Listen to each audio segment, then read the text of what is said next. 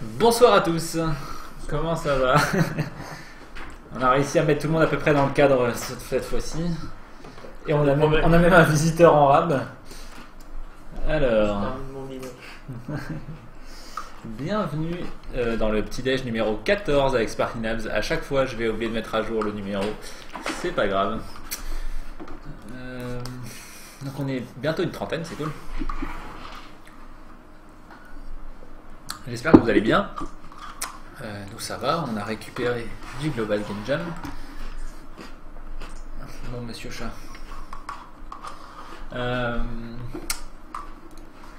Alors, ouais, qu'est-ce que je dis d'habitude? Donc, on a bossé sur Warp. on a bossé sur Warp. Donc, voilà, bon comme d'hab, on est Sparking Labs, on fait des jeux. Je m'appelle Élisée. À ma gauche, Pixel Boy, qu'on voit pour une fois, et à ma droite, Pilou. Donc, le week-end dernier, on était au Global Game Jam. On va vous parler de ça. Entre autres, donc voilà, comme d'habitude, nos projets Super Powers, une plateforme facile d'accès pour faire des jeux vidéo à plusieurs en collaboration. Et donc Samurai Monkeys, notre jeu 2D mobile, donc un espèce de runner. Donc ça c'est un aperçu de la semaine dernière, ça a déjà un peu bougé depuis. On va vous refaire une petite démo, parler de tout ce qui a changé dessus, etc. Voilà. Et comme d'hab, si vous voulez plus d'infos, si vous découvrez qui on est, ce qu'on fait, etc., vous pouvez regarder les liens en bas. N'hésitez pas à nous poser des questions dans le chat pendant le live, on y répondra soit pendant si ça prend pas trop de temps, sinon à la fin on a une petite session questions-réponses, donc n'hésitez pas à les poser, on les note et on répondra. Ok, très rapidement concernant Craft Studio, il s'est rien passé, comme je le disais il y a 2 semaines, j'étais obligé d'arrêter juste avant le Global Game Jam pour finir des trucs, et donc je reprendrai le taf sur la version stable de Craft Studio, celle-là, cette semaine, voilà. Et j'espère finir ça assez vite, histoire de pouvoir un peu boucler et revenir plus sur Super Powers. Ok, donc Super Powers justement. Avec quel monsieur Chat? Monsieur Chat, tu prends le relais? Super Powers, non il veut pas. C'est là-bas. Bon, donc ce week-end on était à la Ludus Academy. Donc la Ludus Academy c'est une école de game design et serious game, je crois, c'est ça la manière dont ils se présentent, qui se trouve à Strasbourg et depuis seulement 2-3 ans, hein, je crois, c'est assez récent. Et voilà, et donc ils ont des locaux plutôt grands, ils ont une énorme collection de jeux vidéo. il y a des armoires, là, vous pouvez en voir une derrière, mais il y en a plein. Ils ont énormément de jeux vidéo de toutes les plateformes, etc. C'est assez rigolo. Et donc ils nous ont accueillis, enfin pas que nous, ils ont accueilli une trentaine de personnes, je crois, hein. Donc pour le Global Game Jam. C'est la première fois que c'est organisé à Strasbourg. Alors ce qui est assez rigolo, c'est que donc on est passé de aucun site du Global Game Jam sur Strasbourg à 2 sites en fait. Il y avait la Ludus Academy d'un côté et l'Epitech de l'autre qui faisait. Donc nous on était à la Ludus parce que le monsieur là, Rémi, qui est un ancien collègue à moi, un bon pote, etc., il nous a invités et en fait il est prof là-bas à la Ludus Academy. Voilà. Bon, a priori finalement il n'y avait pas tellement de monde à l'Epitech cette fois-ci. J'espère que l'année prochaine ils arriveront à regrouper peut-être, on verra bien. Mais bon, en tout cas, à la douce, c'était cool. Il y avait quand même 6 équipes et c'était sympa. Voilà. Donc voilà notre petite équipe. Comme dit, alors on était 10, on pensait être 9, et puis on a encore chopé Romain au dernier moment qui n'avait pas d'équipe et qui a été une très très bonne addition à l'équipe. C'était cool. Voilà, donc je peux peut-être rapidement présenter les gens. Donc Rémi, dont je parlais juste avant, donc graphiste technical artiste, on va dire. Victor Nardin, lui, il fait des blagues. Non, plus sérieusement, donc il a beaucoup participé à l'écriture du scénario du jeu, et il est graphiste aussi. Il bosse. Il a fait un peu de graphe aussi. Ouais, il a fait aussi les graphes pour le jeu, et donc il bosse pour un magazine iPad, ouais, c'est ça. Donc Florent Poujol, que vous connaissez certainement, qui est programmeur, Rosalie, Bilou, Élisée, donc Romain, nouvelle addition graphiste de l'équipe, Pixel Boy, Thomas Frick et Robin, notre musicien, voilà, qui a fait du super taf aussi. Voilà. Donc ça c'était l'endroit où on a bossé. donc on avait 48 heures pour faire le jeu, ça a commencé vendredi à 17h. Avec le thème qui a été révélé. Le thème c'était What do we do now? Donc qu'est-ce qu'on fait maintenant? Donc on a décidé de faire un jeu. Mais bon, voilà, le thème, comme l'année dernière, était très bizarre. Les thèmes en question, on ne sait pas trop, ou les en phrase, on ne sait pas trop d'où ça leur vient au Global Game Jam. C'est une mode du club. Ouais, c'est un peu, ils aiment bien faire le truc. Bon, ce qu'il y a de bien, c'est que ça reste très très libre finalement. Hein, donc voilà. Alors en réalité, je dis qu'on a bossé là, mais c'est pas vrai, puisqu'on a d'abord commencé dans une autre salle. Il y avait 4 salles, je crois, 3 salles en parallèle, avec plusieurs équipes. Et en gros, notre salle, on n'arrêtait pas de faire sauter les plombs là-bas. Donc du coup, après avoir essayé pendant 2 heures de trouver une solution, pendant qu'on brainstormait, etc., on a tout déménagé. Donc on a déménagé toutes nos tables, toutes nos chaises et tout. On y a perdu un peu de temps, mais bon, c'est pas la mort. Hein. En début de jam, on n'est pas à ça près. Ce crayon est tout dégueulasse, il y a de la bave de Monsieur Chat dessus. Je vais pas le prendre en main. Ok, donc voilà. Du coup, on s'est installé. Et donc Pixel Boy va nous parler un petit peu de pourquoi il a pas voulu faire le jeu que tout le monde voulait faire. Ce bâtard. Il voulait faire un vieux jeu de merde où on tuait des noirs, j'aurais dit ça se fait pas. Enfin, Non, c'est pas politiquement correct. J'ai eu du mal à les convaincre, mais bon, je pense qu'on a tellement de choses. Donc, plus sérieusement, on a fait. Enfin, on était parti un peu sur plusieurs concepts, mais donc un concept qui avait l'air de plaire à 9 personnes sur 10, non c'était de faire un jeu. C'est toujours comme ça avec moi. Ouais, c'est clair, ça fait toujours chier. On allait faire un jeu de tir vu de dessus à 2 en coop en fait. Ce qui aurait dû plaire à Pixel, vu qu'il réclame toujours qu'on fasse des jeux en coop. Mais voilà, ça ressemblait trop à The Yeti. Vous n'avez pas compris quand vous dites un truc, vous avez dit le contraire. Il est juste chiant, on devrait l'ignorer pour de bon. Bon bref, du coup, bon voilà, mais c'est pas grave, c'est vrai qu'on n'arrivait pas à se mettre d'accord et tout, donc on a un peu réouvert la discussion sur d'autres trucs et on est tombé sur cette idée de faire un jeu d'enquête. Je vais faire un truc tellement bien pour le prochain petit déj, c'est que je vais faire une preview du prochain slide, genre peut-être en bas à gauche caché derrière la webcam. Comme ça, je pourrais voir ce qui vient après et j'arrêterai de me demander ce que je vais faire, ce que je vais dire ensuite. Quoi. Parce que je suis tout le temps en train de dire, je sais pas ce qui se passe après. Ok. Donc voilà, donc on a fait un truc qui s'appelle Meurtre à la résidence Gudule, qui est donc un jeu d'enquête en point and click. Alors, on l'a fait sur 48 heures, mais on a produit beaucoup de contenu et on n'a pas eu le temps de le finir. Il y a donc toute une histoire, toute une enquête qui se déroule. Malheureusement, on n'a pas eu le temps de tout intégrer, mais bon, on s'en fout. Hein, on y a bossé encore un peu depuis. On s'est revu avec une grande partie de l'équipe ici même lundi, mardi et mercredi. On a encore fini tous les 3 à peu près. Ouais, voilà, c'est ça. Donc voilà. Alors, si vous l'avez pas vu, on vous le lien dans 2 minutes. De toute façon, on fera une démo en live après, et puis on parlera un peu de comment ça s'est passé et tout, pourquoi on a fait plein de choses bizarres. Bon, alors malheureusement, moi j'ai passé plein de temps à bosser sur la 3D et en fait on n'a pas fait de 3D du tout. Donc j'avais un peu les nerfs, mais bon, c'est pas grave. Là, pareil, c'est du taf qui est fait, c'est bien. On y viendra aussi. Et je m'en fous parce que j'ai un chevalier sur mon chien et c'est trop cool. Un cavalier. Un cavalier, merci. Ok. La bonne nouvelle, c'est que Super Powers a vraiment bien tenu le coup. On a quand même fait 2500 builds sur les 5 derniers jours. Donc on a cliqué sur Run 2500 fois et on a eu très peu de problèmes ou pas de problème, voire avec le cœur même de Super Powers, quoi. Il y avait quand même un souci, c'est ton disque qui s'est rempli. Voilà, ouais, c'est ça. Le truc qui était pas cool, et genre, je vais en parler dans un instant, c'est qu'effectivement les 2500 builds, elles se sont accumulées sur mon disque, ce qui fait que ça commençait à être un peu la merde. Mais en dehors de ça, comme dit, Super Powers n'a quasiment pas craché du week-end. Je crois qu'au début, quand on supprimait un truc dans une scène, on avait une fonction que j'en avais oublié d'implémenter. On a rajouté ça dans les premières heures, et après ça le serveur il a tenu 48 heures d'affilée sans aucun souci, quoi. Ce qui est quand même bien, surtout quand il y avait plein de gens qui cliquaient partout et enfin voilà, on était je sais pas si on était 10 à trifouiller directement sur l'interface de Super Powers. Voilà. Mais bon, on a uploadé, enfin voilà, tout le monde a uploadé des trucs, il se passait plein de choses dans tous les sens et ça marchait bien. Donc ça valide un petit peu Super Powers à ce niveau-là. Donc du coup, bon bien sûr, on a rencontré pas mal de problèmes. Super Powers, d'ailleurs, ouais, je le disais, finalement Super Powers, il a 2 mois et demi, quoi, 2 mois même, vraiment la version qu'on utilise actuellement. à cette époque-là, Craft Studio, ils pouvaient même pas faire des vrais modèles 3D complets, enfin des modèles 3D cubiques, quoi, à peine, ils pouvaient tout juste.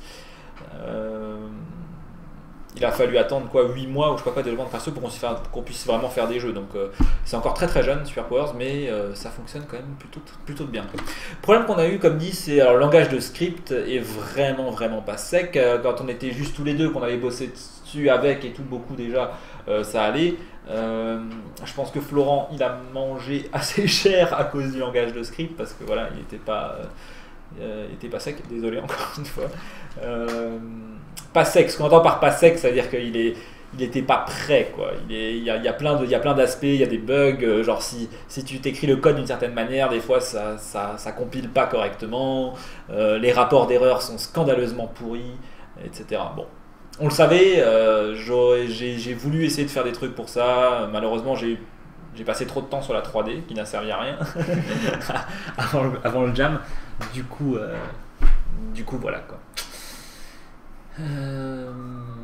Donc c'est un des trucs qu'on va vouloir régler bientôt, et une solution qu'on va avoir, comme dit, c'est peut-être de faire l'intégration de TypeScript quand même très bientôt, qui est donc un langage de script qu'on n'a pas développé nous-mêmes, qui dérive de JavaScript et qui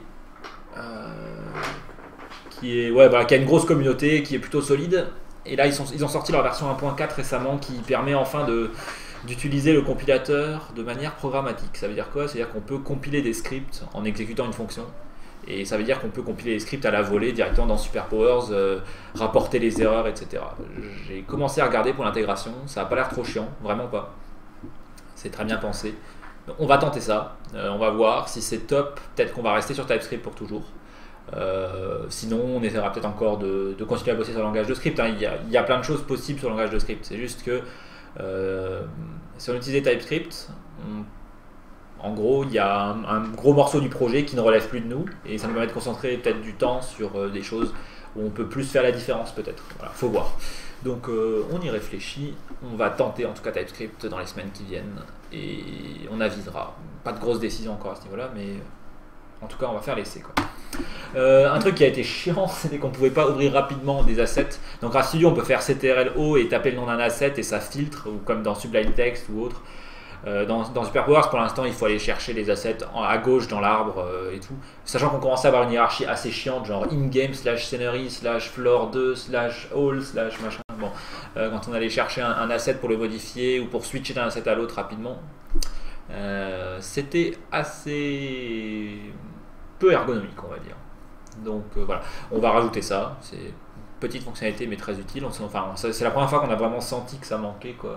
Voilà. Donc comme dit, on a fait 2500 builds. Alors les premières builds, elles pesaient 1 MO, 2 MO, ça c'est pas grave. C'est vrai qu'il y a plus de 1000 builds, je pense. Enfin, j'ai fait très gros, mais je pense sur les 1500, il y a même plus que ça. Il doit y avoir presque 2000 builds qui devaient faire 30 MO ou plus.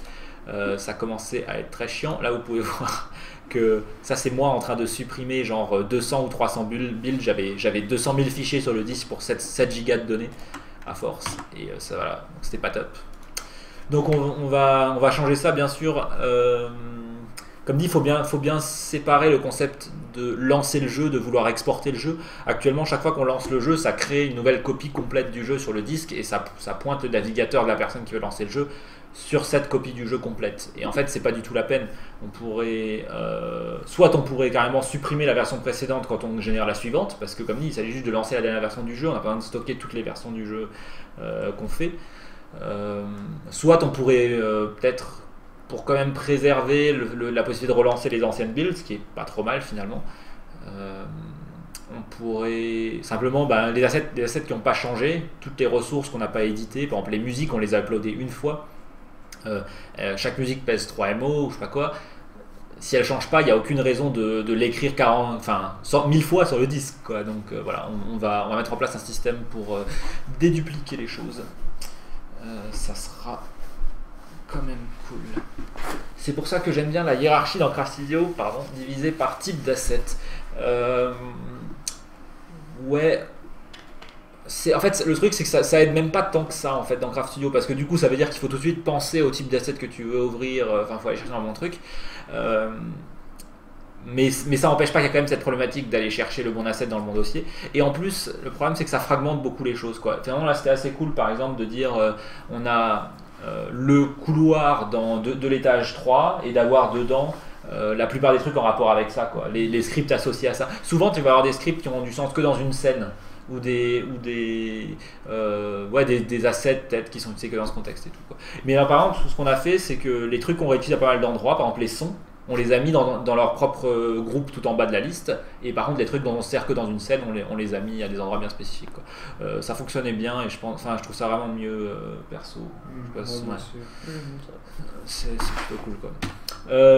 Autre problème qu'on a eu, c'était la lenteur du décodage des musiques. Donc en gros, quand vous avez un fichier son, il peut être dans un tas de formats différents. Il peut être en ce qu'on appelle en wave PCM, donc c'est le point wave, point WAV que vous voyez souvent. Il peut être en point MP3, il peut être en Ogg Vorbis, il peut, etc., etc. Monsieur chat. Il est en train de râler, il va aller sur le balcon, là. Il peut être dans plein de formats différents. Le wave, c'est un format non compressé, donc en gros, pour chaque morceau de l'onde sonore, vous avez, enfin, elle est écrite telle quelle dans le fichier et donc c'est très lourd. Si vous voulez avoir une musique de 3 minutes en wave, c'est souvent 80 MO, alors que la musique équivalente en MP3, elle pèse 3 MO, quoi. Le MP3, il encode de manière intelligente en compressant et en supprimant les choses que l'oreille humaine n'entend pas. Il réduit énormément donc le coût d'encoder un son. Le truc, c'est qu'actuellement, donc nous, on décodait, enfin, en tout cas jusqu'à dimanche dernier, enfin jusqu'à ce dimanche, on décodait entièrement les sons au chargement du jeu. C'est-à-dire que j'avais mon 3 MO de MP3, et au chargement du jeu, on le décodait en un buffer en mémoire de, je sais pas, 70-80 MO. Et donc, ce décollage, il prend beaucoup de temps de décoder la musique entière. Il prenait genre 5 secondes ou truc. C'est pas beaucoup, mais au chargement du jeu, 5 secondes, tu les sens, quoi. Vu qu'on avait en plus beaucoup de musique parce que Robin a bien bossé, ça devenait très lourd, quoi. On avait bien 20 secondes, 30 secondes de chargement à la fin. En plus ça frisait sur la fin de la barre de chargement. C'était très chiant. Du coup, on a... Bon, attends. Je sais pas. Vas-y. File-le-moi. Et monsieur chat, il y a plein de gens qui nous regardent et t'es en train de les embêter. T'arrêtes maintenant. Hop, zou. Bouge tes fesses, voilà. Ouais, donc du coup, en plus d'utiliser beaucoup de mémoire vive, etc., c'était vraiment pas top, quoi. Ce qu'on a fait, du coup, c'est que maintenant, on peut donc, je l'ai juste là, voilà. Dans l'éditeur de son, maintenant, on a une nouvelle option qui permet d'activer ou désactiver le streaming des sons. C'est-à-dire que si on active le streaming, le son, il ne sera pas décodé en entier au lancement du jeu. Il sera simplement... Le début sera préchargé, quoi, et on va le décoder à la volée. Et donc ça, c'est le genre de truc que vous voulez utiliser pour toutes vos musiques. Dès que vous avez un son qui fait genre 20 secondes ou plus, ou même 10 secondes ou plus, ça peut avoir du sens de passer en mode streaming. Alors le truc, c'est que il y a des chances que entre avoir un son qui a été prédécodé à l'avance complètement en mémoire et le fait d'avoir une musique, vous allez peut-être avoir plus de latence. C'est pour ça qu'on n'active pas ça par défaut pour tout, en fait. Décoder à la volée, ça n'a pas de sens si vous avez des petits effets sonores de tir, des choses comme ça qu'il faut qu'ils se mettent à jouer immédiatement quand vous voulez les jouer. Bon, la musique, ça devrait pas se sentir trop, quoi. Je veux dire, je sais pas, en fait. Peut-être que c'est instantané, peut-être que c'est un quart de seconde des fois de retard ou autre, mais c'est pas approprié en tout cas pour autre chose que des musiques. Donc ce sera à vous de juger quand vous utilisez Superpowers si vous pensez que, enfin si vous vous rendez compte qu'il vaut mieux le streamer ou pas, selon le jeu, selon le truc et tout.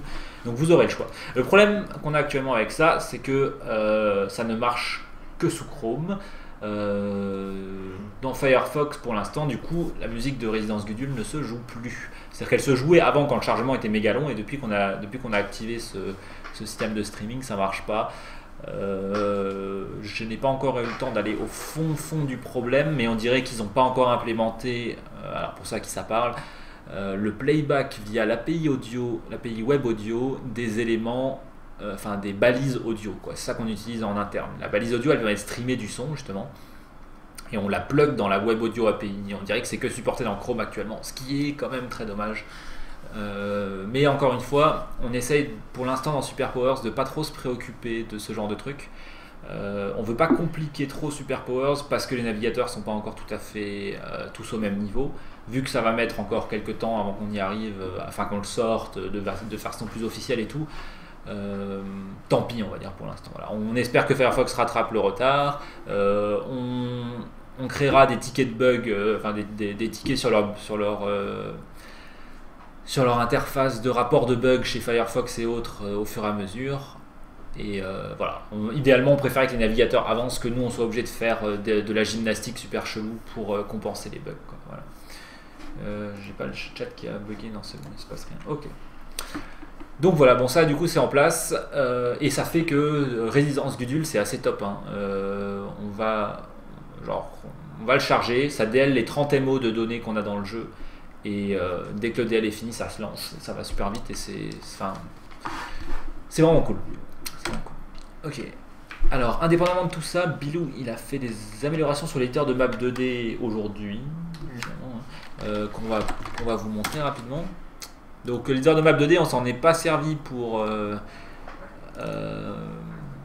devrais peut-être prendre un projet de test, non? T'as une map ou quelque chose? T'as réparé Mickey? Oui. Ok, bah du coup je vais montrer là. Ouais, donc on n'a pas utilisé les maps 2D, pas plus qu'on a utilisé les modèles 3D dans Résidence Gudule, mais bon.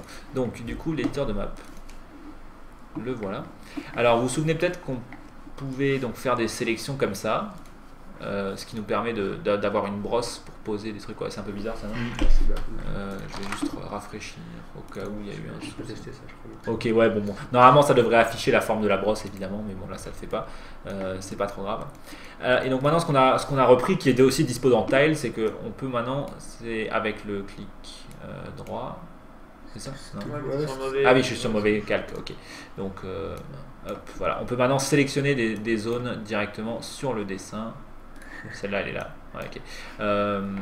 Sur la map. Donc du coup ça vous permet de choper. Ok, bon il y a encore peut-être des bugs, mais voilà, ça permet de choper des morceaux entiers de map et de les déplacer, de les coller et tout.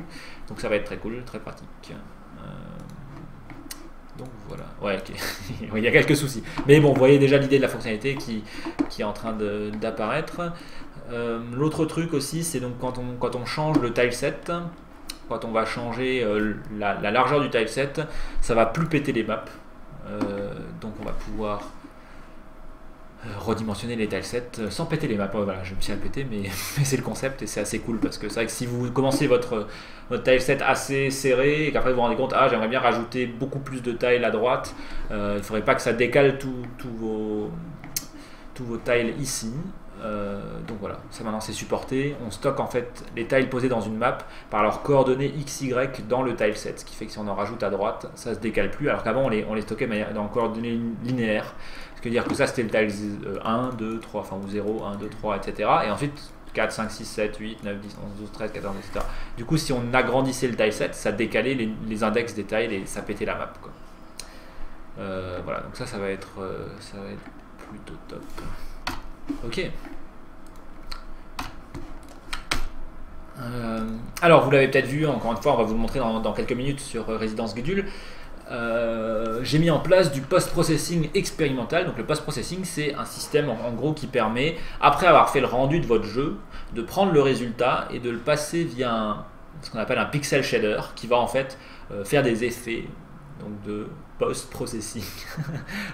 Comment dire ça de manière un peu plus explicite? Par exemple, pour chaque pixel, on va pouvoir faire un calcul. Donc, on va pouvoir transformer la couleur, on va pouvoir déformer les choses, faire des tas d'effets rigolos. Donc, c'est, on va dire, une bonne porte d'entrée pour commencer à intégrer les shaders dans Superpowers. Alors, je l'ai fait de manière très bancale. Pendant Global Game Jam, Rémi m'a dit j'ai une idée cool, on pourrait avoir un effet d'écran télé déformé avec du brouillard et des trucs, enfin genre c'est un peu brouillé, c'est une vieille caméra qui filme le jeu. Et du coup, j'ai intégré ça, mais directement dans le moteur. J'ai pas vraiment fait ce qu'il faut pour pouvoir l'activer ou le désactiver et pouvoir l'utiliser directement depuis SuperPowers. Mais ça marche et on va pouvoir après le faire plus proprement dans les semaines qui viennent.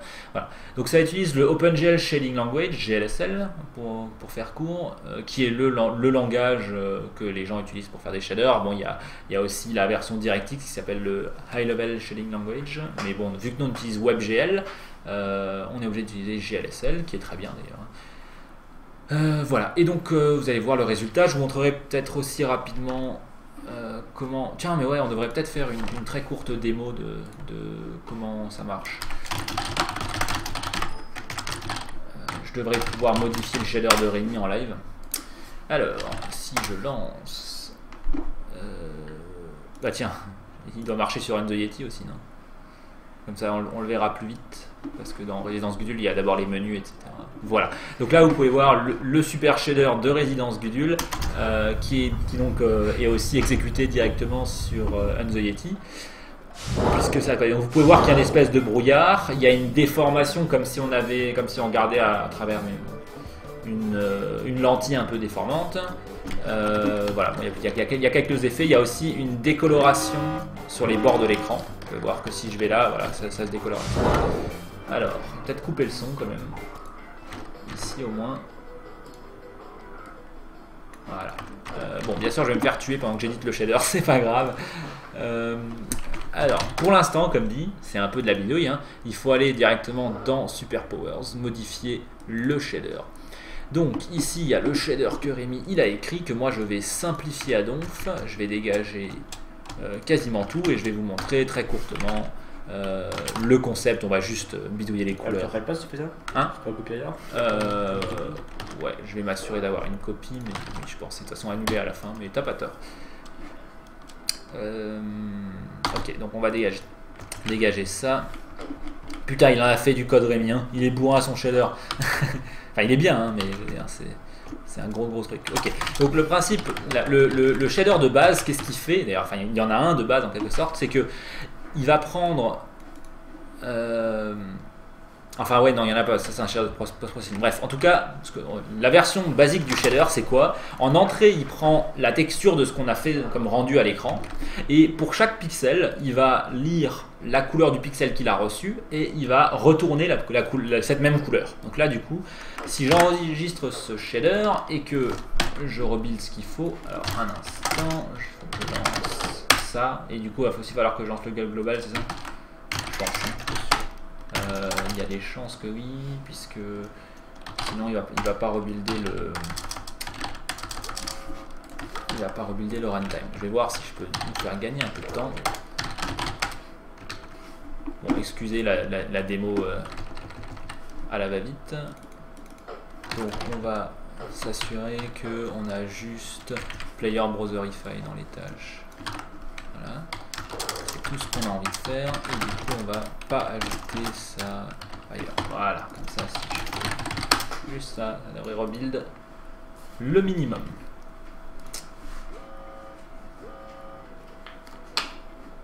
Et en fait c'est pas très malin, ça prend quand même un petit bout. Ok, non, ça va. Ok, donc je relance, et normalement maintenant, si j'ai tout fait correctement, vous pouvez voir que... Ah non, ok. Donc là c'est pété. Alors qu'est-ce que j'ai fait? GL get error. Donc ok. Donc mon shader ne compile pas parce que j'ai forcément raté un truc. On va trouver. Donc j'ai... Ah merde. Est-ce qu'il faut quand même que je déclare la variable timer même si on s'en sert pas? C'est probable vu qu'elle est déclarée là en haut. Oui, c'est probable. Ok.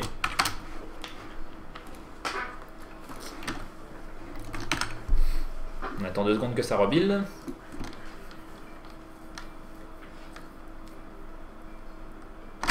Et on relance.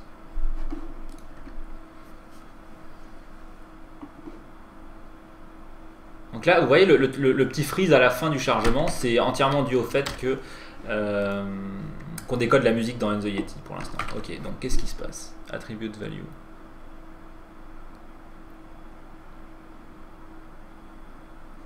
C'est quoi ça?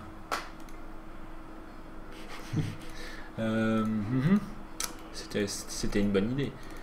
Alors, je réfléchis juste 2 secondes. T'as peut-être testé avant. Ouais, j'aurais peut-être carrément dû tester avant. Ouais, c'est pas grave. Je réfléchis juste, il y a peut-être quelque chose d'évident que j'ai foiré. Ah oui, non mais ok, attendez voir. Est-ce que j'ai le gulp sur le moteur qui tourne? Ouais.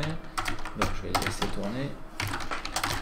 Dans le doute, je vais aussi faire tourner un gulp sur le runtime. Je sais plus s'il faut. Laisse-le en gulp ça aussi. Hein? Laisse-le en tourner. Ouais, ouais. Tu fais des modifs. Ok, ouais. Je vais restaurer le vrai gulp. On va voir. C'est peut-être dû à ça, hein, honnêtement. Ok, donc ça va juste prendre une petite minute que ça build.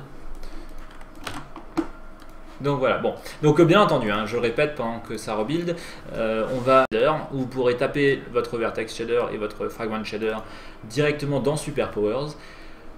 Voilà, ça sera beaucoup moins chiant, il n'y aura pas besoin d'attendre ni quoi que ce soit. C'est expérimental. On arrive quand même à la build 2300 aussi sur Run the Yeti, j'avais pas réalisé qu'on avait fait autant. On n'a pas fait beaucoup plus sur... Raison. Gudule. Ouais, je sais pas. Un temps peut-être. Enfin, ouais, mais bon. Et qu'on a passé 3 jours dessus, oui, non, ça se tient. Mais bon, finalement, 5 jours sur. Ouais. Ça frise un peu.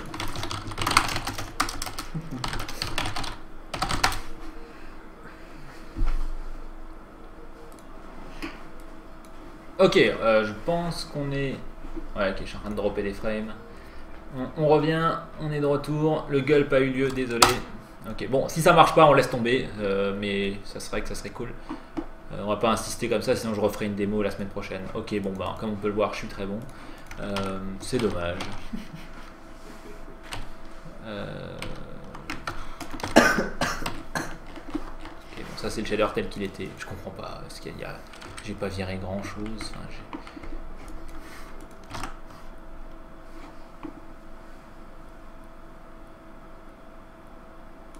Enfin, ouais, ok, a priori c'est pété. Quoi.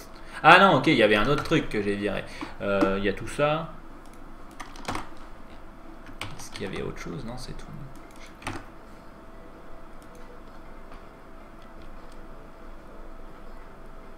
Ok, bon, j'ai une petite idée quand même. Du coup, je vais garder le shader tel qu'il est. Je sais pas, comme dit, je dois rater un truc stupide, mais ça pourrait prendre une demi-heure avant que je me rende compte de ce que je fais de travers, donc on va pas s'emmerder. Donc là, vous voyez le shader que Rémi a codé. Je peux par exemple simplement multiplier la couleur et ne garder par exemple que la composante rouge. Donc là, c'est rouge, vert, bleu. Si je garde que le rouge et que j'écrase les deux autres composantes en les multipliant par 0, normalement, si je me suis pas merdé... Ça marche là, le fois comme ça entre deux vecteurs? Ouais. Supporté. Ouais.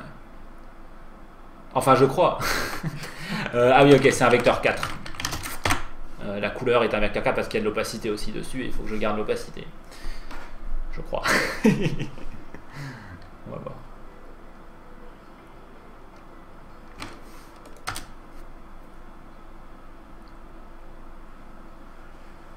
Oui, voilà, donc là vous pouvez voir que j'ai modifié le shader et on garde maintenant que le canal rouge, quoi, voilà. Donc on pourrait faire, comme dit, garder un peu le bleu, etc. en fonction de la position à laquelle on est, par exemple. Donc ça c'est la coordonnée X qui va au fur et à mesure, oui, au fur et à mesure qu'on se déplace sur tout l'écran, de 0 vers 1. Donc je vais garder plus de rouge au fur et à mesure qu'on se déplace vers la droite de l'écran et je vais garder plus de vert au fur et à mesure qu'on descend dans l'écran. Donc ça veut dire quoi? C'est-à-dire qu'en bas à droite, on va avoir le canal rouge et vert en entier. En haut à gauche, on aura le canal rouge et vert pas du tout. Et sur un axe, on va avoir de plus en plus de rouge et sur l'autre axe, on va avoir de plus en plus de vert. Voilà. Je relance ça. Et peut-être que c'est inversé d'ailleurs verticalement. Et ça marche de nouveau. Je suis pas très bon.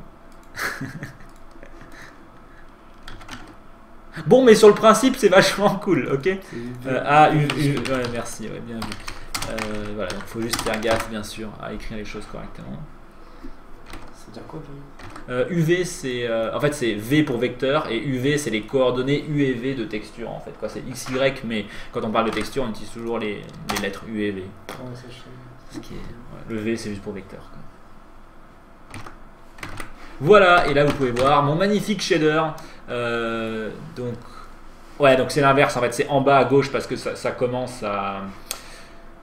Le Y qui va de 0 à 1 vers le haut, quoi. Voilà. Donc en haut à droite, on a le canal rouge et vert en entier.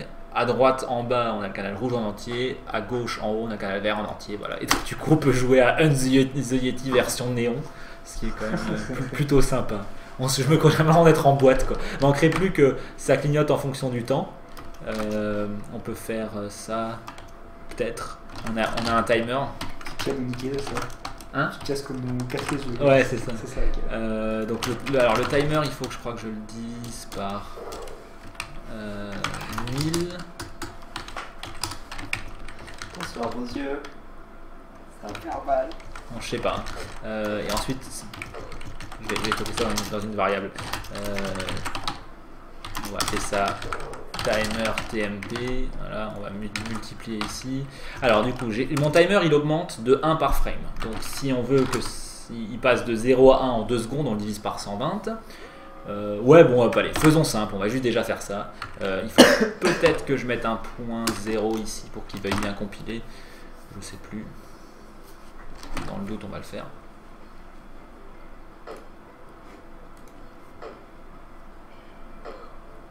Ok, c'est en train de builder. Voilà. Donc ça va peut-être le canal rouge devrait pas clignoter mais augmenter et diminuer. Voilà, donc là vous pouvez voir, ça c'est de plus en plus rouge. Puis d'un coup ça va revenir à. Ah non, en fait, non, en fait c'est en train de saturer. Ben non, il n'y a pas de raison que ça revienne. Ça sature de plus en plus le rouge. Donc ça fait un effet brûlé qui est assez marrant aussi, quoi. Voilà. On peut faire des tas de choses super marrantes avec les shaders. Là c'est nimp parce que j'expérimente en live et que j'avais rien prévu de particulier. Mais voilà, ça vous donne un peu une idée du genre de choses qu'on peut faire avec un shader de post-processing. Et bien entendu, avec un shader, on peut aussi ne pas faire du post-processing. On peut aussi simplement faire de l'éclairage et des choses marrantes comme ça. Ce qu'on va aussi implémenter plus tard. Il fait de plus en plus chaud dans mon shader. Ouais, j'avoue. Non mais c'est cool. Enfin voilà, il y a vraiment moyen de faire des trucs très très très top, quoi. Ok, bon, je vais restaurer le shader de Rémi. Voilà, donc Rémi il est bon avec ça. Il a de l'expérience et tout. Donc bon, il en a aussi chié parce que de toute façon, quand tu fais un shader, tu te plantes toujours 15 fois et tu as souvent un écran noir. Mais voilà, il a fait des trucs quand même bien sympas. Ok, good. Du coup, on y retourne. On a parlé un peu donc du shader post-processing. Autre truc qu'on a rajouté au cours du week-end, on a parlé en plein milieu et puis on fait ah, ce serait bien. Puis quelques heures après, on se dit ce serait vraiment bien quand même et je l'ai rajouté. Donc en gros, dans Craft Studio, on avait souvent cette problématique de des fois il y a des morceaux de l'arbre de la scène, genre un game object et tous ses enfants, qu'on a envie de cacher, quoi. Par exemple, j'ai un personnage, il a plusieurs objets qui forment, je sais pas, son arme, lui-même, son chapeau, etc. Et des fois, on a besoin de les cacher. Donc il y a plusieurs solutions. On peut détruire l'objet et le recréer plus tard, mais ça c'est pas bon pour les perfs parce que ça veut dire qu'on détruit un objet, il faut le réinitialiser ensuite, etc. Bon, c'est compliqué, c'est chiant, ça, c'est compliqué dans le code. On peut passer sur chacun des composants de cet objet et de ses enfants et mettre leur opacité à 0, mais là pareil c'est chiant parce que ça veut dire qu'il faut faire une boucle récursive qui va sur tous les enfants et en plus quand on met l'opacité à 0, ça va pas forcément désactiver tout le rendu, ça va peut-être quand même faire le rendu mais avec 0 d'opacité. Je crois que dans Craft Studio j'avais fait une optimisation quand même pour ça, mais bon. Donc du coup on s'est décidé à rajouter directement sur un acteur la fonction setVisible qui existe d'ailleurs dans Three.js, le moteur 3D qu'on utilise, donc on n'a fait que l'exposer. Et quand on met un acteur comme n'étant pas visible, lui et tous ses enfants deviennent automatiquement invisibles et donc tous les composants dessus aussi, etc. C'est très pratique. Voilà, ça nous permet par exemple de cacher toute l'interface du dialogue qui contient la boîte de dialogue, les textes. 300 acteurs avec 300 lettres. Voilà, chacune des lettres actuellement c'est un acteur parce qu'on a codé ça à la va-vite. Le portrait, les trucs de sélection, etc. Bref, donc du coup on a juste à faire un setVisibleFall sur l'objet qui englobe tout ça et il y a tout qui disparaît d'un coup. C'est top, je sais pas pourquoi on l'a pas fait avant, en tout cas maintenant c'est fait. On avait un bug sur le fait de réveiller les objets. Donc quand on crée des objets, on peut créer une hiérarchie d'un coup en important une scène dans le monde actuel. Et en fait, on réveillait que les acteurs à la racine de la scène au lieu de réveiller tous leurs enfants. Réveiller un acteur, ça permet d'appeler une fonction d'initialisation dessus. Donc par exemple, dans un script, on peut faire des choses, genre initialiser la vie de quelqu'un, sa position, j'en sais rien, enfin faire plein de trucs d'initialisation. Et ça marchait pas correctement. C'est trop bizarre. Et je sais pas comment on a fait des jeux sans ça. Mais bon, en même temps, on n'avait pas fait de happen scene encore, je crois, ou très peu.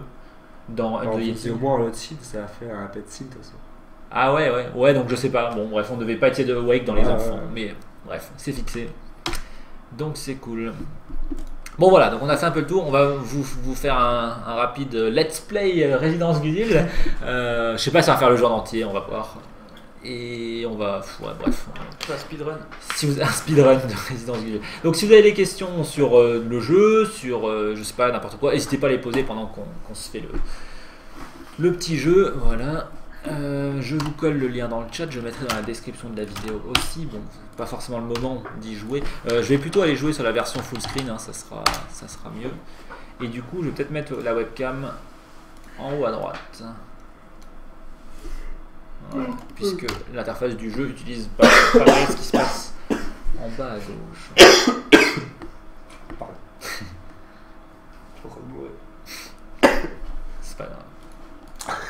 Ça me dérange pas. Ok, on va jouer en français. Voilà. Non, c'est pas grave, tu peux voir. Tant que tu fais Non, ça vraiment pas bruyant. trop bruyamment. Ok. Donc, Resident Evil. Ah merde, je vais remettre le son du coup. Qu'on profite un petit peu de la super ambiance musicale que nous a produit Robin. Alors, si vous entendez. Enfin, dites-nous si le volume est trop fort, pas assez fort et tout. Donc voilà, comme tous les soirs, Dewey s'apprête à savourer un délicieux moment de téléconsommation pure grâce au Distritou, fleuron de la technologie moderne.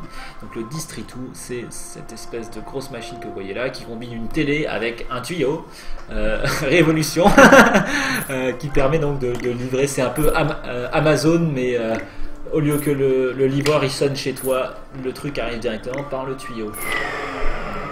Il n'y avait pas à parler de Monkey, Samurai Monkeys, ouais, on en parle après, on a encore le temps. Enfin, nous en tout cas. Ça dépend si tu restes bloqué dans le jeu. Peut-être que je vais pas trouver comment finir le jeu parce Il est que pas facile. il est pas évident du tout et pas linéaire pour un sou donc. Ok. Donc le Distritou est hors service malheureusement et pour la première fois depuis des mois, notre ami Dewey, le monsieur ici là, on sait pas trop ce que c'est comme race d'extraterrestre, c'est pas ton ami, il est ami avec personne de toute façon, il aime personne. Il va devoir sortir de sa piole. Voilà, donc on peut cliquer sur des trucs. Bon, je vous laisse. Voilà, bon, par exemple, mon bon vieux fauteuil. Si on regarde bien, on peut voir l'empreinte de mes fesses. Beautiful. Donc je vais pas tout vous spoiler, hein, mais il y a des textes un peu partout. Moi, je vais sortir de la chambre. Le chien. Et donc, ouais, on ira voir le chien quand même. Élisée, il faut que je rapporte un bug sur Chrome macOS X. Dès que je clique sur la langue, ça freeze. Ah ouais. Quelle version de Chrome? Ouais. Est-ce que tu es en version 40 de Chrome? Il faut que tu sois à jour, c'est important. Sont un peu beaucoup forts. Ok. On va baisser un petit peu. Voilà, vous me dites, hein. Je pense que c'est bon. Là. Voilà, donc on rencontre la voisine qui a été généreusement. Enfin, à laquelle Rosalie a généreusement prêté sa voix. C'est vachement bien.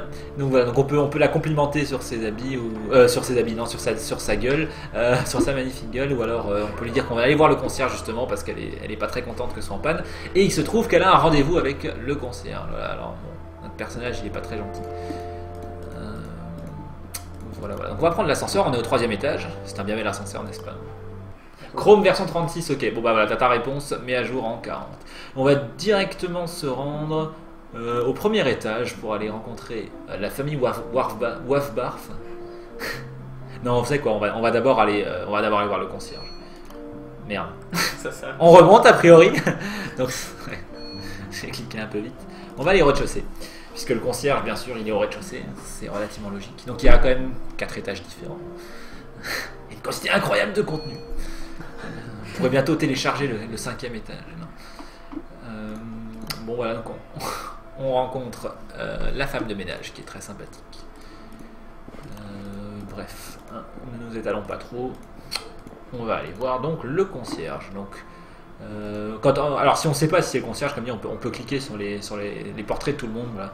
C'est l'appartement du concierge, ce gros porc. Tiens, le panneau est mal encastré. Oups, c'était pas moi. Bon voilà, donc du coup, maintenant il y a des fils électriques, bien sûr, on va pas mettre les doigts dedans de risque de mourir.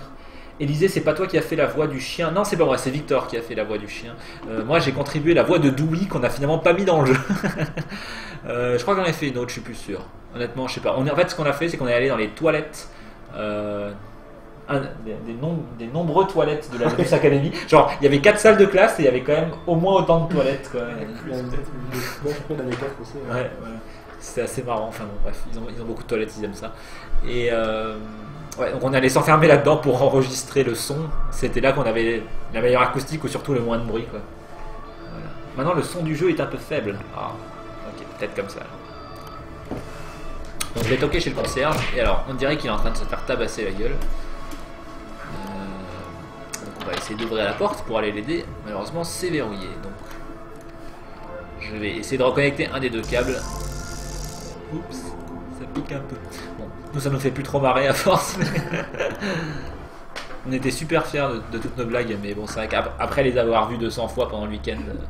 Voilà. Donc là, on trouve le cadavre du concierge, mais il se trouve qu'en fait, c'est sa peau, parce que c'est vrai qu'il mue chaque hiver ce gros porc.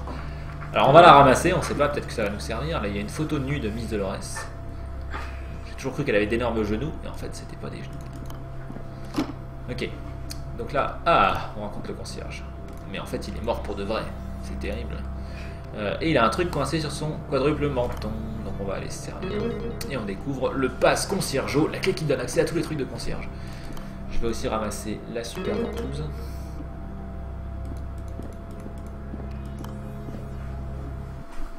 Et donc le pass conciergeau va nous permettre d'accéder à la cave. Et donc c'est là qu'on découvre l'horreur. Quelqu'un a commandé un mammouth et il est resté coincé dans le tuyau. C'est vraiment pas très truc. Et c'est un peu, tu sais, c'est un peu comme Internet. Chacun a une connexion différente. Peut-être que dans cet immeuble, ils n'ont pas upgradé à la fibre qui permet de faire passer les plus gros trucs dans les tuyaux. Donc voilà. C'est comme si quelqu'un essaie de DL un jeu de 4 Go alors qu'il a du 56K à la maison. Ben voilà, des fois ça reste coincé. Ok, donc on peut essayer d'utiliser la ventouse, on peut y aller avec les doigts, on n'a rien à faire. Moi je vais essayer avec la ventouse. Malheureusement ça bouge pas, il va nous falloir un lubrifiant. Et donc on se dit que peut-être chez la voisine avec tous ses produits de beauté là, elle a peut-être un truc gluant qui pourra servir. Et là, incroyable événement scripté qui se déclenche tout seul. Il y a la femme de ménage qui nous dénonce auprès du flic à chiottes. Donc le flic, il a une gueule de chiotte. Alors, je sais pas pourquoi. Il a une super voix. Et donc je suis en état d'arrestation. Mais heureusement, j'ai une solution. J'ai la ventouse qui va me permettre de boucher le flic. Il va se barrer. Alors c'est un peu stupide parce que sur le principe, une ventouse, ça va être déboucher les chiottes. Non, mais bon. C'est rigolo. C'est rigolo, c'est marrant. Voilà. Bon, C'est rigolo, c'est marrant. C'est super drôle. C'est super drôle. Ok. Compris. Donc on va aller voir la voisine au troisième. Élisée, tu disais que Superpowers serait personnalisable, éditeur personnalisé avec le code source que tu fournirais, mais qu'il y aurait toujours un système de connexion. Comment va se traduire l'intégration des plugins quand on aura programmé dans Superpowers? Alors, on a déjà pas mal parlé de ça. J'avais fait une démo en live de création de plugins. Mais du coup, je répondrai à ça tout à l'heure pendant les questions-réponses. Si tu veux, c'est un gros sujet. Voilà. Malheureusement, la voisine, elle ne nous laissera pas rentrer parce qu'elle est super triste que le concierge soit mort, vu qu'elle avait un rendez-vous avec lui. Donc, on va devoir aller lui trouver un rencard pour compenser. Ah, je croyais que c'était un canard, moi. Ah merde, ah ouais, d'accord, ça se voit pas. Moi, je me demandais si ça se voyait que c'était un chiotte ou pas, le mec. Une cigogne. Ah ouais? Ah merde, donc ça se voyait pas tant que ça que c'était un chiotte, le mec. C'était ça la super blague, c'est qu'on va le voir et on dit vous êtes bouché ou quoi alors que c'est un toilette. C'est trop marrant. Okay. Donc voilà. Ouais, bref, donc on va rencontrer Balthazar, un mec super sympa. Qui nous propose des cookies. Mais on n'en veut pas. Et donc on lui propose d'aller se caser avec l'autre. Malheureusement, il n'osera pas tant qu'il n'a pas des fleurs. Donc il faut qu'on aille trouver des fleurs. Donc on va aller lui en chercher. Donc on devient un peu le mec qui fait les emplettes pour tout le monde dans ce building. C'est vraiment nimp.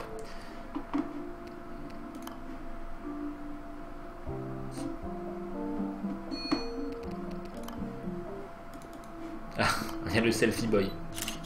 il est top celui-là. Parlez-lui plusieurs fois, il dit des trucs rigolos. Alors on va passer chez la famille Warf-Barf, qui ont un appartement, merde, très spacieux. Et ils sont super contents. Voilà. Et ils ont un chiome. Voilà. Qui est donc, pour ceux qui n'auraient pas compris, un chiome c'est un chien humain. Donc c'est une famille de chiens.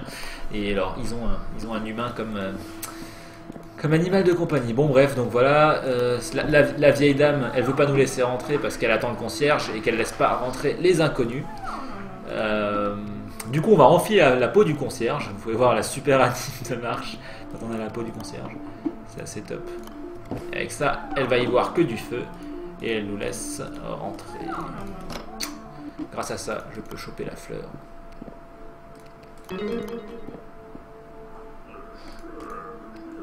Alors là, on rencontre le seul mec qui en a quelque chose à foutre que le concierge il est mort, enfin je veux dire qui essaye de faire l'investigation sur le sujet.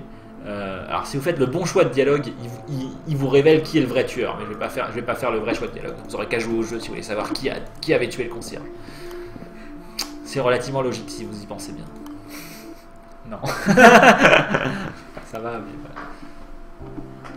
voilà. What do we do now? J'ai mis du temps à le spot ce jeu de mots. Oui, bah vu que le thème du Game Jam c'était What do we do now, nous on a décidé qu'il allait s'appeler Do We le mec, et comme ça c'est super marrant. On est vraiment des génies de l'humour. Ok, donc malheureusement en fait il faut que j'aille donner la fleur au deuxième. Si je donnais moi la fleur à Miss Dolores, c'est moi qui devrais me la taper et j'ai pas très envie. Peut-être qu'elle voudrait pas de moi. Donc on va plutôt envoyer notre ami Balthazar. Voilà. Il adore son anime de marche.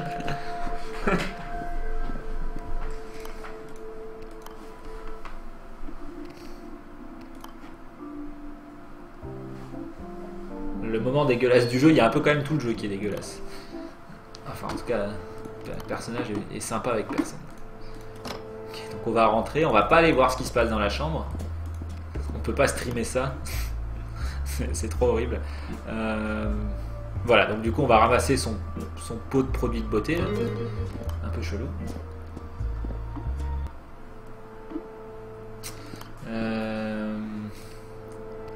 Et on va s'en aller. Enfin, on va aller voir le mammouth du coup. Et on va voir la seule contribution à Bilou du texte dans le jeu, mais une phrase de qualité. C'est quoi la phrase que j'ai dit? Tu te souviens pas? Non. Tu vas la voir. Si, Tu vas la voir, tu vas apprécier.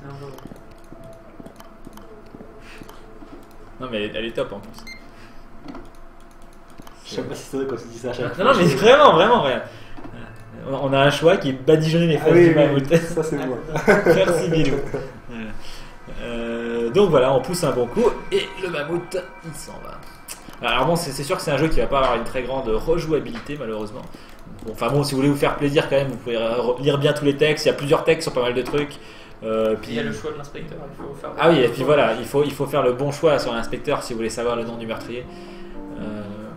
Bon voilà, mais bon, comme dit, c'est un jeu d'enquête, c'est normal, il n'y a pas toujours, surtout en si peu de temps, quoi. On aurait bien aimé en faire plus, mais bon. C'est vrai que là, on n'a pas tellement de choses. On n'a que quelques personnages et tout, et très vite, genre l'arbre des dialogues devient gigantesque quand même, quoi. On est obligé de gérer plein de situations. D'ailleurs, on avait foiré des trucs, genre à un moment donné, tu pouvais revenir ici. Ouais, d'ailleurs, tu peux revenir ici. Mais si tu retournais là, il y avait de nouveau le pot de crème et tu pouvais de nouveau le ramasser. Tu pouvais aussi de nouveau ramasser la peau du concierge et tout. Enfin bref. Et à la base, vous aviez prévu plus de trucs dans le scénario ou pas? Non, c'était vraiment ce qu'on avait prévu. Là, on a tout intégré. Après, si on avait peut-être prévu des trucs, par exemple, si tu vas avec la fleur chez Miss Dolores, peut-être il dit des trucs rigolos autour de ça. Genre, le truc qui aurait été bien, c'est genre quand tu cherches un mec pour Miss Dolores, aller voir tout le monde et lui dire tu veux pas sortir avec Miss Dolores. Oui, c'est ça, et que les mecs ils aient tous une autre excuse ou quelque chose comme ça, une raison pour laquelle ça marche pas. Ouais, c'est sûr, on aurait pu faire beaucoup d'autres choses. Mais voilà. Et donc voilà, il se réinstalle sur son canapé. Il peut enfin profiter du District 2. Sauf que il y a une mise à jour automatique. C'est le problème de la technologie moderne, il y a tout le temps des mises à jour. Malheureusement, on aurait peut-être dû mettre un écran qui montre que genre ça marche plus jamais, quoi. Genre il tombe de nouveau en panne, je sais pas quoi. Bon voilà, et les crédits. Voilà. Donc encore une fois, je vous file l'adresse du joueur. Si vous voulez y jouer en full screen, vous pouvez y jouer sur Sparking Labs. Si vous voulez le télécharger, vous pouvez le télécharger sur Itch.io. Merde, c'est pas le bon jeu. Résident. Non, c'est Gudule tout court, je crois. Voilà. Voilà. Ok, bon. Donc voilà notre petit jeu de jam. On s'est bien éclaté en tout cas à le faire. Et on espère qu'il vous plaît. Et normalement il n'y a plus de bugs. Plus aucun. J'ai déjà vu encore une faute d'orthographe. Mais bon, rien de très grave. Ok, du coup on va vous faire une petite démo de Samurai Monkeys, donc notre jeu. Notre jeu mobile fait avec Superpowers qui est en train d'être développé. Je sais pas pourquoi, je sais pas s'il doit y avoir un U ou pas, un O ou pas à Samurai Monkeys. Je dirais que non. En quoi, dans Samurai? Ouais. Ça dépend des... En anglais pas quoi.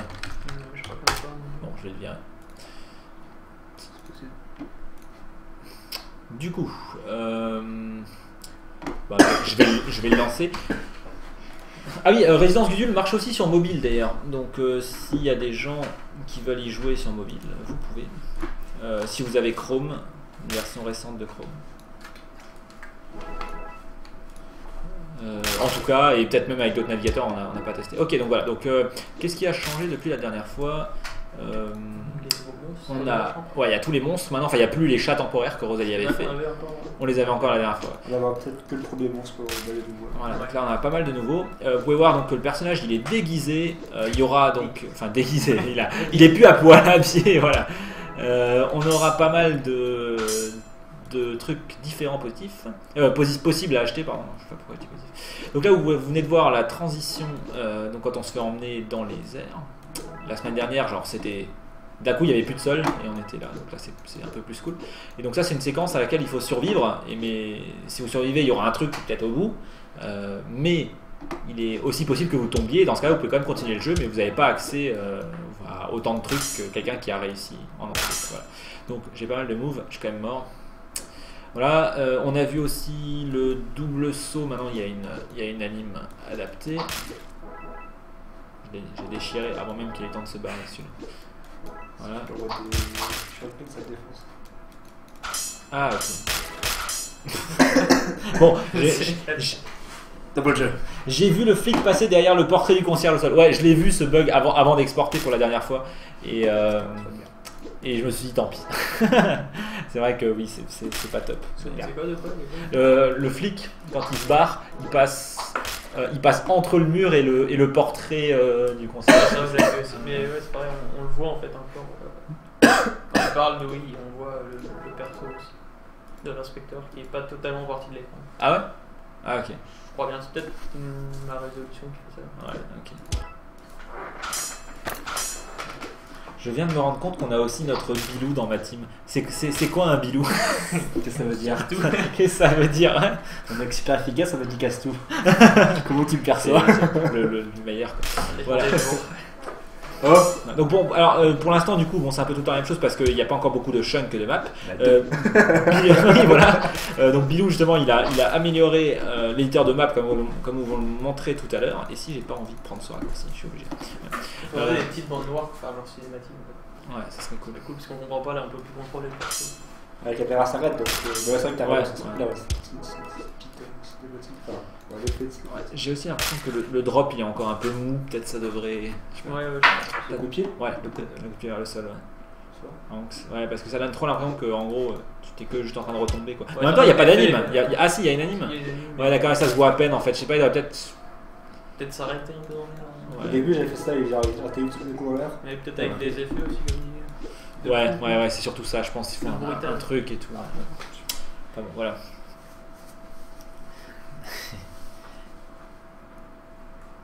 Vous pouvez expliquer le Ah, c'est principe votre bouquet mystère, ok, j'ai compris, c'est votre victime quoi. Très bien. Le principe donc, de Samurai Monkey, c'est donc que c'est un runner généré aléatoirement. Donc il y a des chunks de maps qui sont enchaînés dans un ordre aléatoire. Les bonus apparaîtront peut-être de manière aléatoire et tout. Et donc l'idée c'est que tu vas pas absolument buter les monstres, mais tu dois survivre en fait quoi. Donc t'as des shurikens, ça. Ouais, Ouais. ça s'appelle comme ça. T'as une attaque vers l'avant, une attaque vers le sol, t'as une attaque chargée vers l'arrière, et donc ça se jouera sur mobile, et donc t'as pas mal de trucs à gérer, quoi. Et l'idée c'est de survivre le plus loin possible en faisant un maximum de score. Ton score augmente avec le temps et en collectant de la thune. Il y a des bonus d'ailleurs que j'ai complètement oublié d'ouvrir depuis avant, mais il y a un bonus qui attire de l'argent. On perd trop vite pour les voir. Et il y a des bonus qui te redonnent de la vie, il y a un bonus qui multiplie les pièces aussi, qui font que les pièces donnent plus de thunes, etc. Donc là c'est encore, genre ça commence à avoir une très très bonne gueule, mais c'est encore assez basique d'un point de vue gameplay par rapport à ce qu'on va vraiment avoir comme expérience, quoi. Comme dit, les niveaux vont être très différents les uns des autres quand on va faire plein de chunks différents. Il y aura plus de bonus certainement, plus de diversité, d'autres environnements, et l'idée c'est que c'est un espèce de, c'est pas un jeu infini, quoi. Il y a plusieurs environnements à la suite et il faut réussir à survivre jusqu'au bout, en fait. Et donc il y aurait un shop avec la thune du jeu qui permet d'acheter des déguisements. Est-ce qu'il y a aussi cette composante finalement de grinding un peu, de plus je joue, plus mon perso devient balèze? On a je sais plus si on peut acheter le double saut, le fait de planer et tout ça. Ouais, d'accord. Soit tu les as de base et ils sont pas très balèzes au début et tu peux les améliorer. Voilà, donc plus d'autres armes peut-être. Pour avoir plus de shuriken, plus de... Ouais, plus de shuriken, Voilà. plus d'or quand tu la ramasses. Voilà, il y aura aussi une histoire, enfin, voilà, un truc un peu plus bon, pour l'instant, et des boss et des trucs, enfin ça, voilà, ça va venir pour l'instant, comme dit, il y a la base du jeu. C'est déjà cool. Techniquement, si on... Par rapport à votre team, les maps, au fur et à mesure, on charge la map de manière fluide, ce qui fait que maintenant ça tourne vraiment bien sur mobile. Hein. Ouais. Là, il y a 2 semaines, quand on avait fait le petit déj vendredi, ouais, on avait quelques soucis avec ça sur mobile, genre des petits accros réguliers. Maintenant, c'est bien fluide. On a aussi décidé de le passer en 30 images par seconde parce que bon, sur mobile, c'est pas vraiment la peine de faire plus. Et ça tuait un peu les. Enfin, ouais, voilà, comme ça, on est sûr que ça va tourner sur plus de devices, quoi. Voilà. Sachant que c'est du web. C'est toujours bien si on a ça de moins à gérer, quoi. On verra, je pense que c'est une bonne idée, fait, quand on a 30 fps, c'est fluide, ça semble bien.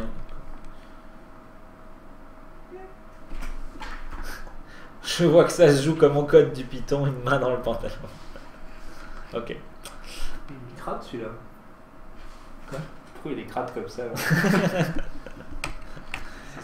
Ok, bon, bah voilà, on a fait un peu le tour de ce qu'on voulait vous présenter cette semaine. Comme je le disais, moi je vais retourner sur Craft Studio au cours des prochains jours, jusqu'à ce que j'ai terminé la mise à jour, et ensuite je referai du live coding sur l'intégration de TypeScript, sur l'intégration des différents trucs qu'on a parlé sur SuperPowers qu'on voulait rajouter, etc. Voilà, si vous avez des questions, c'est le moment. Vous avez d'autres questions? Ah oui, donc il y avait Warfox qui demandait. SuperPowers serait personnalisable. Alors, c'est plus qu'il est extensible et oui, et donc modifiable, oui, finalement personnalisable aussi, quoi. C'est pas tellement l'aspect personnalisation que, genre, enfin, pour moi, c'est vraiment une histoire de tu peux rajouter des choses dedans, le faire évoluer, etc. Mais oui, on peut voir ça comme personnalisable. Peut-être que je pense trop à genre je vais changer les couleurs quand on dit personnalisable.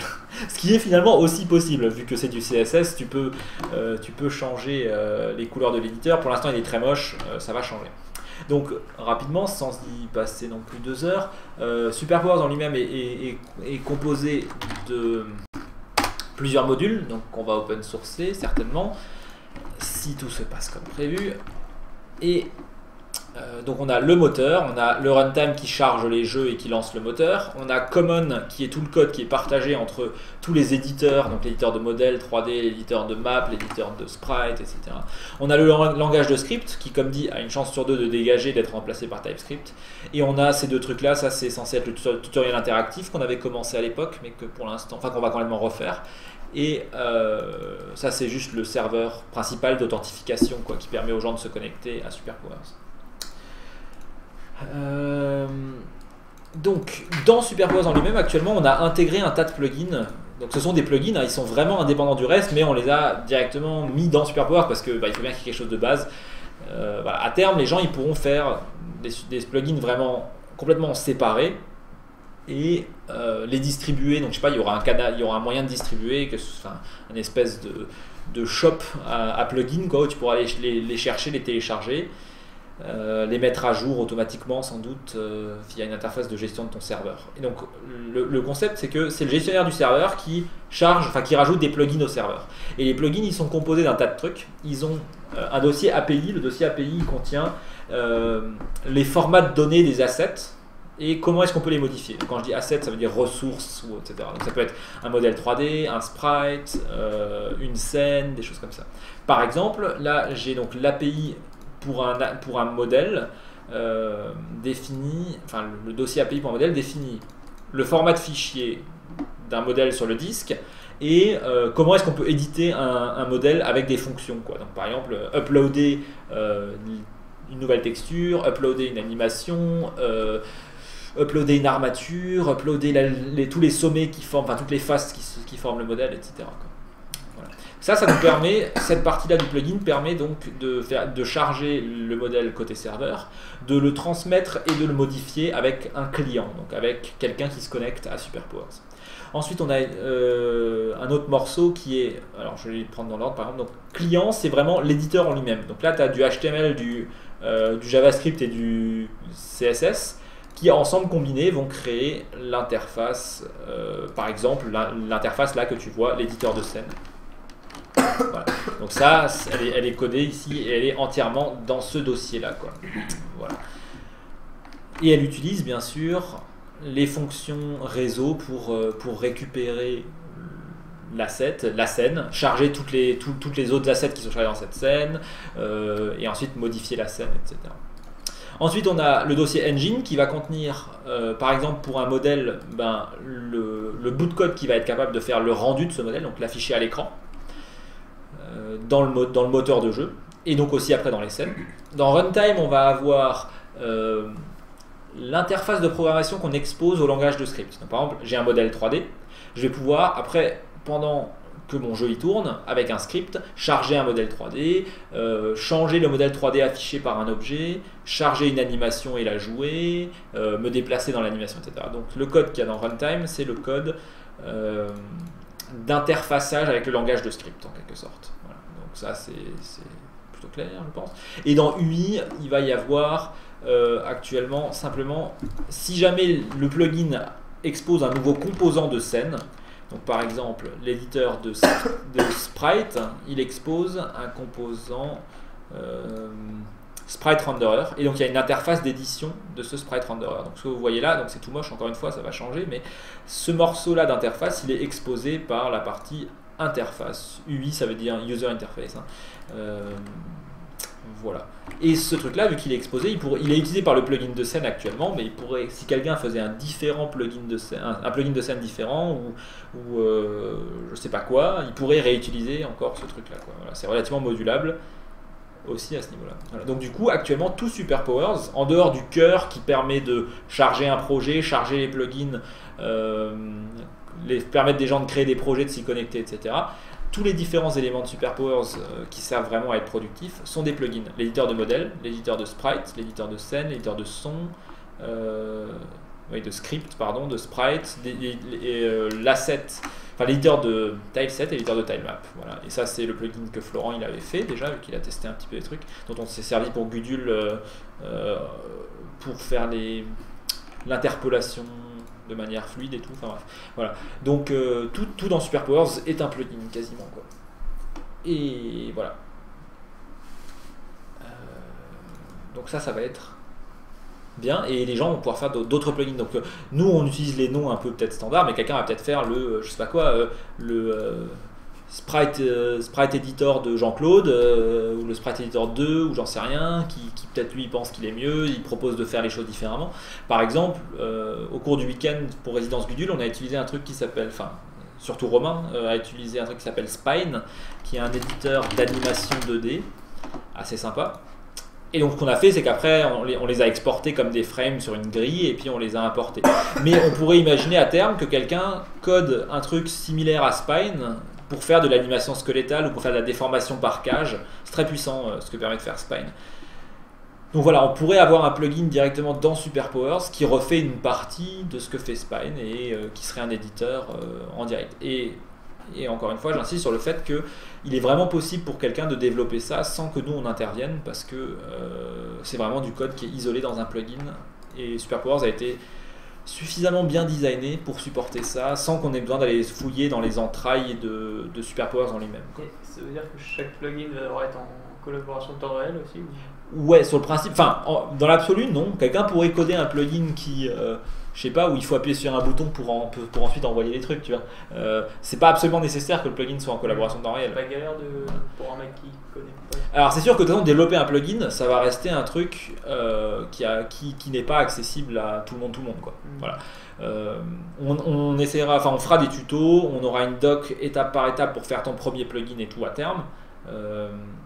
Mais voilà, il faut bien comprendre que ça reste quand même du code réseau. Enfin, faut arriver dans sa tête à avoir un modèle mental précis de comment les choses marchent, de bien faire les mises à jour quand il faut, d'envoyer des trucs sur le réseau, tout. Donc c'est pas trivial, quoi. J'essaye pas de dire ça, hein, j'essaie pas de dire que c'est simple, mais c'est aussi trivial qu'on pourrait le faire, quoi. Genre c'est aussi accessible que ça serait possible, quoi. Alors du coup il y a eu plein de questions, j'ai vu.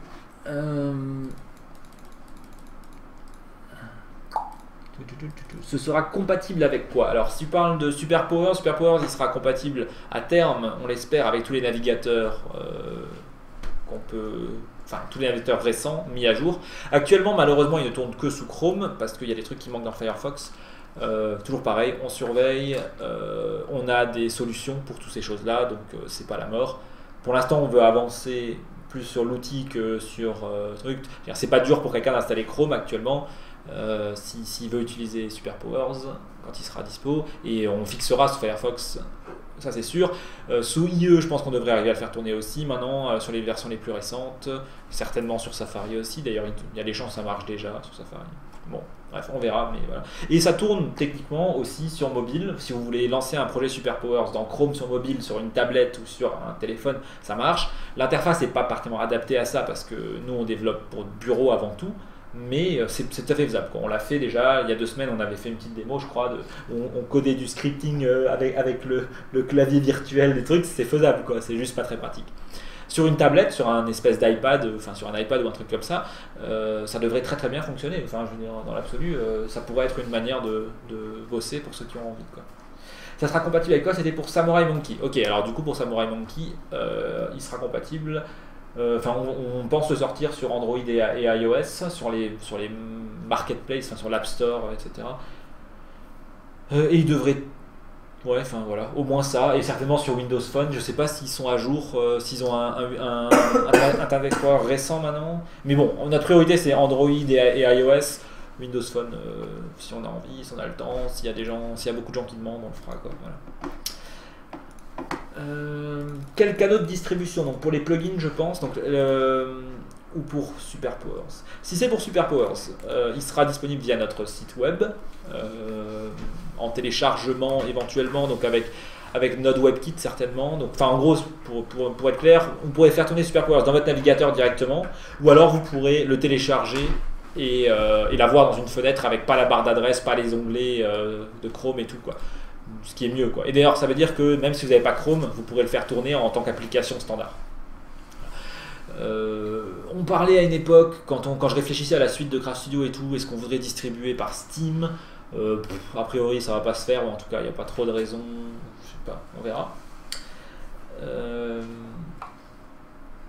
Ouais. Les plugins en eux-mêmes, ils seront, donc comme dit, il y aura votre gestionnaire de serveur sera une petite application que vous faites tourner, et on aura certainement un moyen une liste des plugins. Les gens pourront ajouter des plugins. Il faudra peut-être qu'on les valide nous quand même, mais on pourra sans doute copier et coller ses propres plugins. Genre si tu DL un zip et tu le mets dans ton serveur, ça marchera évidemment. Donc voilà, on verra. Il y aura sans doute, comme dit, un canal officiel de distribution des plugins, et ensuite les gens pourront installer leurs propres plugins à la main s'ils ont envie, quoi. Ça semble logique. Voilà. TypeScript sera uniquement pour les scripts des jeux ou pour celui de SuperPowers aussi? Alors, je pense à terme qu'on va migrer tout le code de SuperPowers à TypeScript aussi, ouais. Parce que ça sera très utile, quoi, d'avoir du langage typé. CoffeeScript nous a bien servi jusque-là, mais il y a de moins en moins de justification pour l'avoir. Donc, on risque de traduire SuperPowers en TypeScript. Ça, il fait dans quelques mois. Hein? Toi qui le fais. C'est moi qui le fais? Ouais, ok, ça va. Non, je pense que c'est pas trop la mort. Mais bon, c'est pas pour tout de suite, on va attendre encore un peu. Je pense que pour ça, pour l'intégration en tant que langage de script, je vais déjà tester là dans une semaine ou deux, quand j'en aurai fini avec Craft Studio. Pour la traduction de Superpowers en TypeScript, c'est un peu plus de taf. Et on va peut-être attendre TypeScript 2.0, qui arrive dans pas trop longtemps, je pense, mais qui s'aligne mieux avec la prochaine version de JavaScript. Comme ça, bon, enfin bref, ça sera mieux, je pense. On verra. Et donc tu pourras les loader en direct par navigateur. Ouais, non, donc les plugins, comme dit, ils sont chargés côté serveur. Donc faudra certainement couper ton serveur. Tu cliques sur un bouton pour l'arrêter. Tu auras une interface de gestion, comme dit. Tu charges un plugin, tu charges un zip ou je sais pas quoi, il le décompresse dans le bon dossier pour toi. Et ensuite tu relances ton serveur et puis bam, tu as un nouveau plugin qui est là, quoi. Et on pourra faire un truc du genre activer, désactiver un plugin. Ouais, du coup, je pense qu'on aura la liste des plugins que tu as installés avec peut-être une case à cocher, quoi. On verra. Ou alors tu le supprimes et tu le réinstalles après. À voir. Et ça va nécessiter une réécriture complète. Non, TypeScript et CoffeeScript et JavaScript sont des langages qui sont quand même très similaires. Surtout TypeScript et CoffeeScript sont quand même pas mal similaires en termes de... Enfin, il y a une correspondance assez directe pour beaucoup de fonctionnalités des deux langages, quoi, parce que de toute façon, ils évoluent un peu tous dans une même direction. CoffeeScript a beaucoup informé le développement de la nouvelle version de JavaScript, et TypeScript, leur objectif, c'est d'être un surensemble de la prochaine version de JavaScript, c'est-à-dire d'être JavaScript avec encore des trucs en plus. Donc du coup, ça évolue tout dans la même direction. Donc simplement, ça va être une histoire de dire... bon, bah, il faut remettre toutes les parenthèses, parce que TypeScript, c'est comme JavaScript, ils aiment bien les parenthèses. Il faudra qu'on déclare nos variables explicitement avec let. Voilà, il faudra qu'on remette un peu plus de trucs comme ça. Bon, ça c'est moins top. Moi j'aime bien l'indentation significative, mais bon, c'est pas la mort. Il faudra utiliser les doubles flèches partout pour les fonctions. Il faudra mettre des flèches vides, même s'il n'y a pas d'argument, parce que c'est comme ça. Qu'est-ce qu'on a d'autre comme contrainte? Quand on déclare une classe, je sais pas, oui, ici, peut-être dans le moteur par exemple, quand je déclare par exemple la classe caméra, bah, il faudra faire pas grand chose de très différent, quoi. Il faudra faire ça. Je crois que ça marche comme ça, je crois qu'il faut remettre le nom, je sais plus, enfin bref. Comme dit, c'est quasiment la même chose. C'est vraiment, c'est plus une différence syntaxique. Il y a quelques trucs différents, voilà, comme dit, cosmétiques, c'est ça que je veux dire. Voilà, c'est beaucoup des différences cosmétiques. Les deux langages fonctionnent de manière très similaire. Voilà. Le truc qui est cool après avec TypeScript, c'est qu'une fois qu'on a fait la traduction, on peut commencer à typer nos variables. Donc en plus de déclarer les variables explicitement, on va pouvoir annoncer, ok, telle variable, par exemple, dans le moteur, je sais pas où, mais là, par exemple, j'ai une liste, ok, de composants qui doivent être détruits. Je vais pouvoir, je sais plus comment, this.machin est égal à ça, et ici, je vais pouvoir déclarer, et donc je me souviens pas de la syntaxe, mais ce sera quelque chose du style, c'est un tableau de subengine.component, je sais pas si c'est comme ça ou si c'est comme ça. Voilà. En déclarant le type, du coup, le logiciel qu'on utilise pour éditer le code de Superpowers va pouvoir nous prévenir plus tard si on fait une connerie du style dans le code, on essaye d'ajouter quelque chose qui n'a pas le bon type. Si par exemple j'essaie d'ajouter un nombre dans une liste qui est censée contenir une liste de composants, il va me faire une erreur ici avant même que j'essaye de compiler mon code. Du coup, ça va faire qu'on fera moins d'erreurs pendant le développement, ça sera plus solide, on cassera moins souvent Superpowers et vu qu'on va aussi utiliser TypeScript dans les scripts des jeux, vous qui écrivez des scripts, vous casserez aussi moins souvent vos jeux, quoi. Et donc ça c'est top. Voilà, c'est vraiment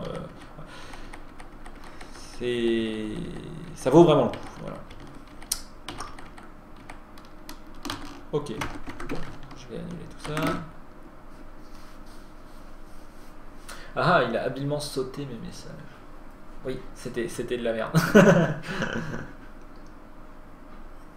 Le typage se fait un peu comme un action script. Ouais, je crois bien, ouais. C'est-à-dire que tu mets let ou var, le nom de la variable, puis un 2 points, et ensuite le type de la variable que tu veux donner.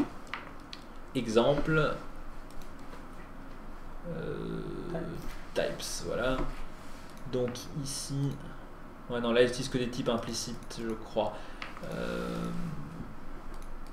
Ouais, donc là ils se basent entièrement, en plus ça c'est vraiment puissant leur truc, hein. C'est que implicitement leur langage de script, vu que sur Greeter je fous un greeter, du coup après il est capable de me détecter, enfin ça c'est la théorie, c'est bizarre ça quand même, c'est pété ou quoi? C'est trop bizarre qu'ils me disent que c'est un ami alors que justement je pensais qu'il pourrait inférer le type tout seul. Ah oui non mais ok, ouais bon, ok, pardon. C'est normal, justement, il faut utiliser des classes pour que ça marche. Voilà. Donc à partir du moment où j'ai une classe, si je fais greeter, point, il détecte la liste des propriétés et des méthodes et il me propose d'auto-compléter, quoi. Donc ça, c'est quelque chose qu'on va pouvoir profiter. Donc là par exemple j'ai essayé d'appeler la méthode greet, voilà, ça marche. Si j'essaie de passer un argument à la méthode greet alors qu'elle en prend pas, bah, il me souligne en rouge et il me dit les paramètres qui ont été fournis ne correspondent à aucune des méthodes dans la classe. Donc je sais que j'ai fait une erreur, quoi. Pareil, si elle prend en théorie en paramètre x qui est un nombre et elle affiche genre x ici, et que j'essaie de passer une chaîne de caractères, il me dit le type de l'argument string ne peut pas être un nombre, quoi. Enfin, voilà. L'argument qui attend un nombre doit être un nombre et ne peut pas être une chaîne de caractères, etc. Donc c'est plutôt top. Et là maintenant cette fonction, vu que j'ai rajouté un paramètre ici, je l'ai déclaré, enfin un argument, oui un paramètre, du coup il faut que je passe ici l'argument qui correspond pour que ça fasse ce qu'il faut. Bref, c'est vraiment top parce que ça rend aussi le programme refactorable. Par exemple là, si j'appuie sur F2, il peut détecter tous les endroits où j'ai cette variable et les modifier partout, quoi. Y compris même s'il y avait plusieurs fichiers, alors pas pour une variable mais par exemple pour une classe. Si j'avais 3 fichiers qui utilisaient cette classe greeter et que je me suis rendu compte que je l'ai mal nommée, elle devrait s'appeler peut-être greet manager ou j'en sais rien, je peux éditer de manière safe à travers tous les fichiers et tout, ce qui rend le fait de modifier du code beaucoup moins douloureux, quoi. Et à la limite, même si j'avais pas cette fonctionnalité d'édition, si au moins je me dis tiens je vais renommer cette classe en greet manager, je le fais là, bah, du coup tous les endroits où je l'appelle c'est pété, donc du coup je peux aller voir et je peux corriger, quoi. Donc un langage typé, ça a quand même beaucoup d'avantages. C'était un des objectifs d'ailleurs de notre langage à nous. Mais comme dit, c'est beaucoup de boulot. Chez nous, ça marche pas encore tout à fait. Et TypeScript le fait extrêmement bien. Et ils ont plein d'autres fonctionnalités prévues et tout. Donc c'est vrai que ça devient un peu difficile de justifier l'investissement dans notre propre langage de script. En plus, comme dit, si on utilise TypeScript, je le disais il y a quelques mois quand on en parlait, en utilisant TypeScript comme langage de script, on dit à tous les gens qui aiment TypeScript et qui aiment JavaScript et autres, venez, on est la plateforme JavaScript pour faire des jeux ou TypeScript pour faire des jeux. Et ça va parler à plus de gens que si on dit, venez, on est la plateforme avec son propre langage de script un peu bizarre que vous connaissez pas et qu'il va falloir apprendre, quoi. Voilà. Donc voilà. Ok, bon, je pense qu'on a fait le tour de vos questions. N'hésitez pas encore si vous en avez d'autres. Sinon, comme d'habitude, on vous donne rendez-vous donc vendredi prochain à 21h pour un autre petit-déj. Vous pouvez nous suivre sur twitter.com/sparkinglabs ou facebook.com/sparkinglabs. Et on ne poste plus sur le blog hebdomadairement. On s'est rendu compte que ça nous faisait vraiment trop chier.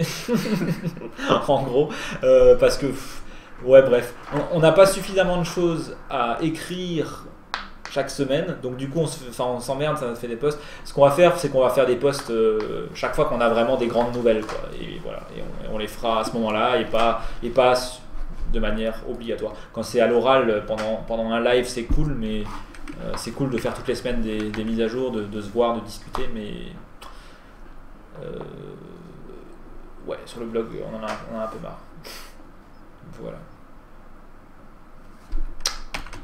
De toute façon, enfin, c'est pas qu'on a un peu marre, surtout qu'on n'a pas du tout tenu le planning qu'on s'était fixé, donc du coup on s'est dit si on n'arrive pas à le faire, c'est pas la peine de dire ça.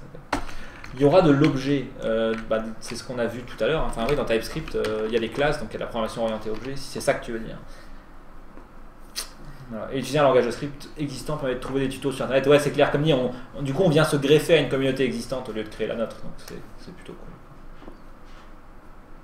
Ok, bon bah sur ce, je vous souhaite à tous un très bon week-end. Et puis... ouais. Bah moi je bosse sur Craft Studio et il y aura du live stream une fois que j'ai fini. Ce sera ma récompense. Et la vôtre aussi. Voilà. C'est quand C'est quand que j'ai fini Demain, midi. Non, je pense que...